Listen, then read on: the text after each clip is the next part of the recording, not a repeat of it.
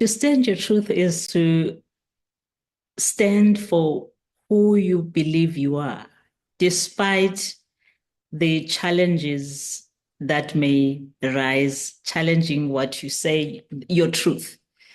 So it's not an easy thing. It's just to stand who you believe you are. You're watching the Spotlight Network, starring Hollywood's newsman, Logan Crawford. They now believe a single member. He works with TV and film legends. And now, Logan's shining the spotlight on the world's top emerging authors and creators. This is Spotlight with Logan Crawford, streaming on Roku, Apple TV, and Amazon Fire TV. I'm Logan Crawford, and right now on the Spotlight Network, we're exploring purpose, truth, and service with an amazing author. Her name is Mandisa Mndela. Her thought-provoking book is called Beyond the Vision, In Pursuit to Serve. And the book challenges readers to not only find their purpose, but to live it boldly and intentionally in service to others. With poetic reflection and fearless honesty, she questions the systems that shape our lives and inspires us to realign with what truly matters. We're delighted to have this very talented author join us here today on Spotlight. We ask viewers like you to support authors like her by subscribing to our channel and by purchasing her beautiful book. The link is below this interview. Mandisa, thank you so much for joining us here today on Spotlight. Oh, thank you. Thank you so much for having me. Great to have you on the show. The book is a beautiful book. It's got great heart. It's got great soul. Talk to us a little bit about what it means to stand your truth, as you write about in the book. Well, okay.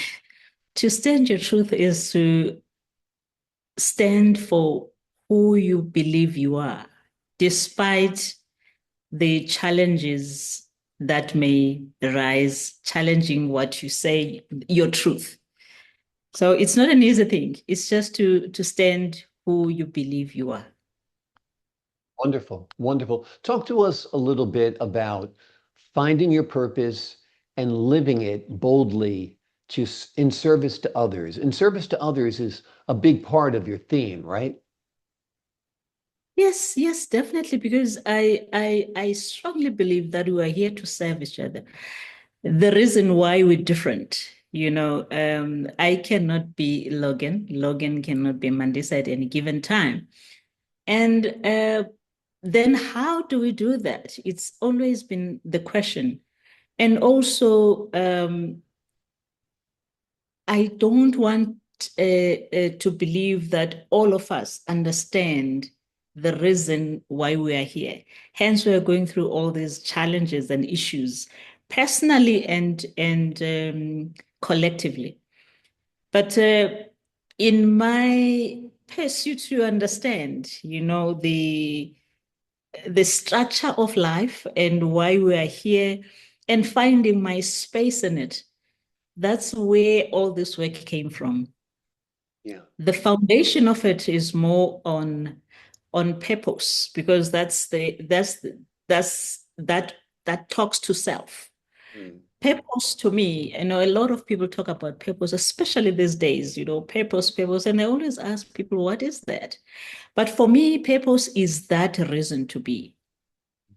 That reason to be, that's the foundation and what holds the ultimate, which is the service. So for me, it is more about getting to know your reason to be. Once you find your reason to be, which I call purpose, then you have to have a picture of that reason to be, which I say that's vision. Because without seeing that reason to be, then you still don't have it. And then and then service to me then is that picture of reason to be in motion. And then that's where fulfillment comes. Okay, that's where fulfillment comes. Yeah. Because if you haven't found your purpose and got a picture of it and then be able to action it, then you will not be fulfilled. That is why I always say we found, Logan, we found doctors turned to musicians. ask yourself the question, why? And what pains me is the investment in time and in money, producing these very smart, great people, I call them expensive papers in their hands. And most of the time, the person with the paper cannot connect to the paper itself. So that's the basis of really of my work. Let's give the folks at home who haven't read your book an overview of the book. Tell them what it's about. Beyond the Vision is a collection of the three, it's a summary, I'd say, of the three first books that I've written. The first book is Stand. Stand talks more about the teenage life. That's where we all shape our personal identities. And then the second book then is 7 Letters, 7 Years. That's where vision comes to form, after we have identified ourselves on the first book. And then the third book is The Dawn. The Dawn, then it talks more about service. Then Beyond the Vision is a work that talks about what happens after you have found your purpose, which is on Stand, and then the vision, and then service. What happens beyond that? Once we have realized all of these things, then what happens? Is it still easy then to serve? Once you've found your own identity and the picture of it, and you are serving, is it then easy to serve? And then that's where I realized that it's not also as easy, because then you are dealing with a lot of people who have not found their purpose, their vision, and understanding the notion of service. Basically, in many ways, this is a recipe for a happy life, and that you can find that in service to others, right? That's correct. Yeah. That's correct. That's so correct. That's the essence of life. And that's what I believe. We're all here to serve each other. And if you can't do that, then that's why we find all these frustrations, and we call them on a bigger scale, these social ills. Yeah. What type of service should people endeavor in? Serving their community, serving their family, serving the world, maybe all of it. I mean, so you ask in the book, who are you serving? So what is the right answer to that? Or how do we find the right answer to that? Where do we find our role in service? I think, Logan, first you serve yourself by finding yourself. Yeah. And then you'll be able to serve others. In many other things, I always tell people, you first respect yourself before you can respect the second person. So you have to serve yourself first. Serving yourself, for me, is finding your reason to be. You are doing an act of service to yourself, so that you can be able to connect that to the next person. There was a time that I was talking to a group of doctors, and they were having a problem with communication down their stream of work. And I mentioned to them that, we can't all be doctors. And a doctor needs a nurse, and a nurse needs a cleaner needs the security needs whoever else is there. So we have to understand our role individually first, before we can be able to be of service to the next person and the next person. Exactly. We are all interconnected. We are all gears in a wheel. Like you said, the doctor needs a nurse, the nurse needs the orderly or the aide or whatever it might be. We all need to come into service with each other. One of the beautiful parts of your book, of course, is give energy to your dreams as you do to your fears. People live in so much fear, so much anxiety. I think that's great advice. Tell us, elaborate on that a little bit. Logan, if you have found your reason to be, you are not fearful of anything, because you understand why you are here, and nothing can break you. I'm telling you, I'm not saying this because I'm I'm not saying it's easy what I'm talking about. It's an intense internal work. Because you have to be truthful also to yourself, about the things that you are finding out about yourself. That needs a lot of time alone. That needs a lot of time of introspection.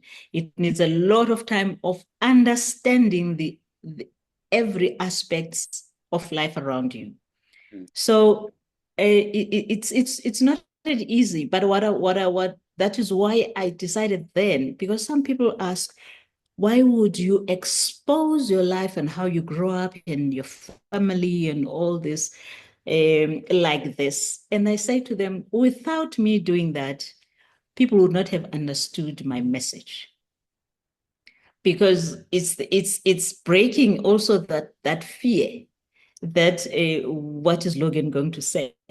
What is the next person going to say? And forgetting your reason to be.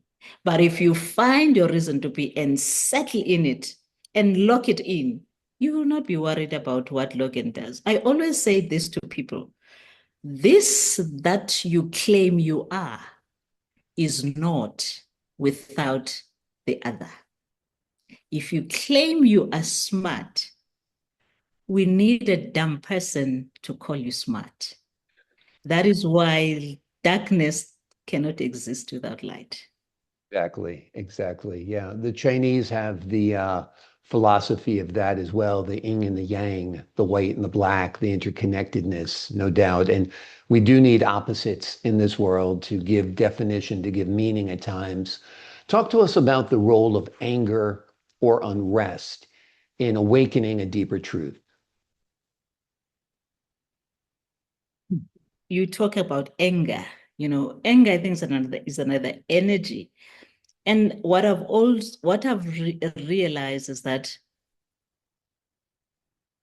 anger can really disrupt your thoughts, and also, how can I say, pain. It brings pain, because once anger leaves, I always, sometimes equate it to fear, because once it leaves, the person becomes him or herself again, and we all go through I'd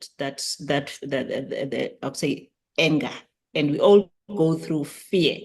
But it's then, how do we handle the situation beyond that 5 minutes or 10 minutes, or sometimes an hour? Some people live with it for for years, and don't have the courage enough to go past it. But I never entertain anger. And if I happen to be in a position where I find myself angry, I quickly go back and forgive myself and remember my reason to be. Let me ask you this. That We have just a minute or two left, but what about anger in the face of injustice? At that point, is anger warranted or needed? I cannot say anger is warranted or needed, Logan. Hmm. Anger is just an energy that presents itself at any given time. I don't think people sit and plan to be angry. It's being evoked by such situations, but it's then what you do beyond that energy spent that would count. It's either you apologize or you justify it, or you forgive yourself for that and be able to move beyond that and understand how you got into that anger space. That anger, that anger can be very destructive. It can be very depleting as well. So it's good to avoid it if you can. The name of the book is Beyond the Vision, In Pursuit to Serve. It's written by a terrific author. We've been talking to her today, Mandisa Mndela. Delighted to have you on the show today. Thank you so much for joining us. Thank you so much. Thank you so much. I appreciate your insight and your wisdom. And to the folks at home, I'm Logan Crawford, thanking you for your time, this time until next time on Spotlight.